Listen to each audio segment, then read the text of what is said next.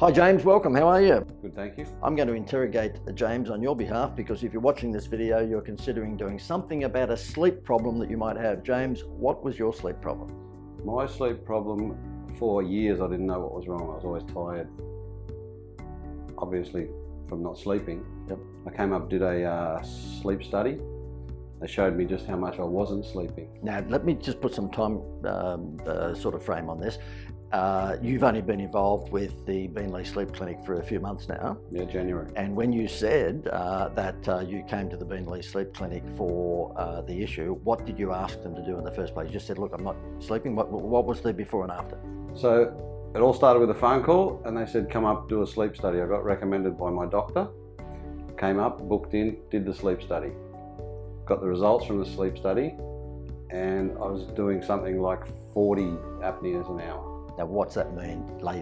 Stopping breathing. You were stopping breathing 40 times in an hour? Yeah, longest time I stopped breathing was 48 seconds. Goodness me, okay. So, and I was staying in the deepest sleep, which is where your reparative sleep happens, for about 3 minutes of the whole night. Wow. So you realised you had a problem? Oh yeah, once I did the sleep study. Gosh. And the Beenleigh Sleep Clinic's advice to you was to do what?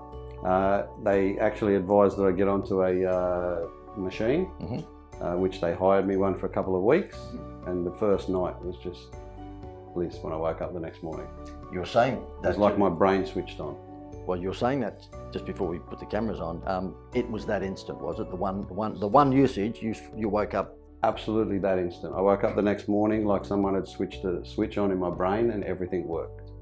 So therefore you had a good night's sleep and you felt energetic? Absolutely. For the first time in how many years?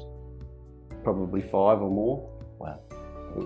It was amazing. And that's important. The reason I'm trying to get you to really explain that to us is because there are a lot of people who might think, well, okay, if I go and do the tests and I find that I need a machine, does it take weeks or months for the machine to kick in? You're saying it was like overnight.